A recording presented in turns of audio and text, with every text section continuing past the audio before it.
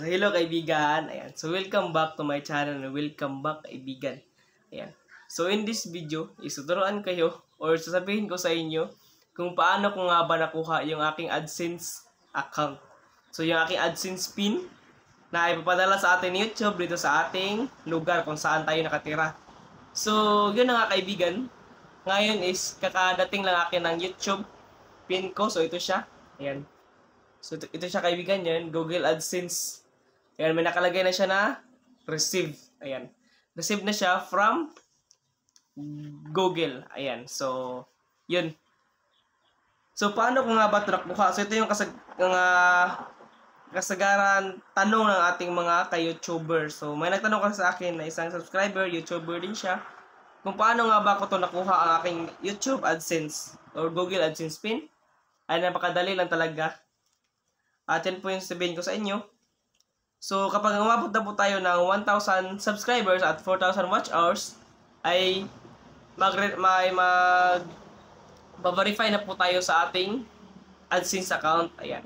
So, pagkatapos po ng verification sa ating AdSense account, ay ito na yung last tip, kumbaga, ni YouTube para ma-verify tayo nila. So, maraming mga verifications state dito sa aking YouTube.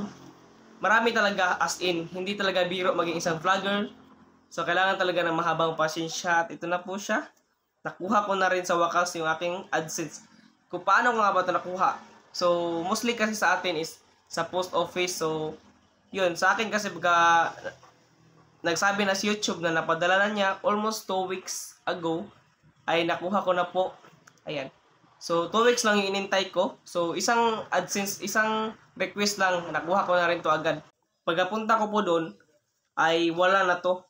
So, yun. Pero sabi nila, may isa dong AdSense na katulad nito. Nagpakita kasi ako ng picture na ito po ma'am, ganito po yung itsura niya. May nagpadala pa po ba dito? Sabi niya, meron. Kaya yun, tuwang-tuwa ako. Pagkatapos doon, sabi niya, wala na daw dito. Ando na po sa barangay namin. So, dinala na pala ng postman sa barangay namin. So, hindi siya mismo sa door-to-door dinala sa ano talaga barangay. Kaya doon pumunta ulit ako sa barangay. Doon sa barangay, kinabahan ako baka wala kasi or baka iba po yung AdSense or hindi po pangalan sa akin. Kaya doon, so trinay ko lang. Talaga trinay ko lang. Kinabahan ako ng time na yon. So, nilakasan ko yung loob ko at ito na nga siya. Sabi ko doon, pagtanong ko po na meron po ba ganito dumating dito, so sabi nila is meron.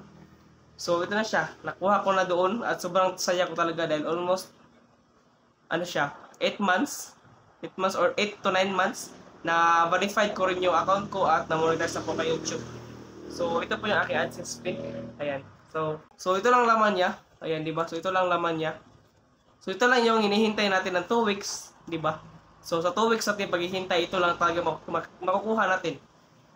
So, sa inyo, depende po yan sa atin. Kasi sa yung postman ko po, sa post office po ay sa barangay po siya dinala. So, kinuha ko na po doon sa barangay. So, sa case ko, yun po yung nangyari. So, iwan ko po sa inyo, baka meron kayo postman or malapit yung post office sa inyo.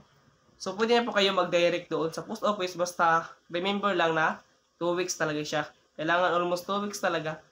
Kailangan puntahan na muna natin sa post office. So, sa post office kasi, almost 3 times ako bumalik.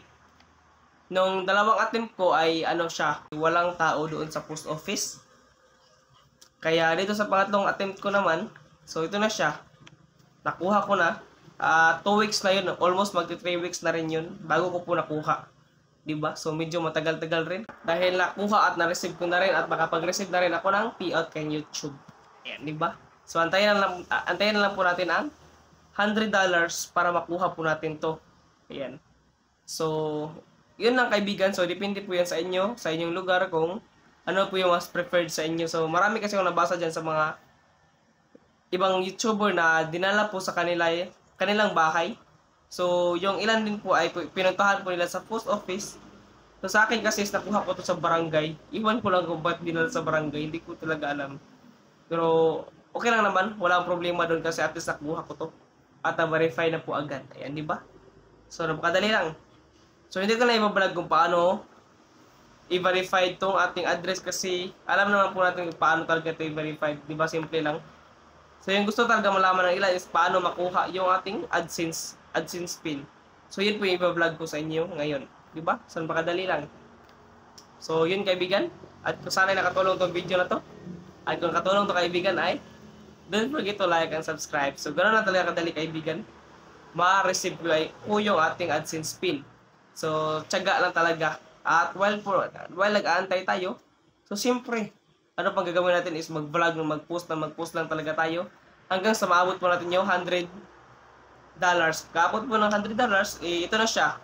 Pwede natin i-verify agad kapag dumating na, di ba? So, yun.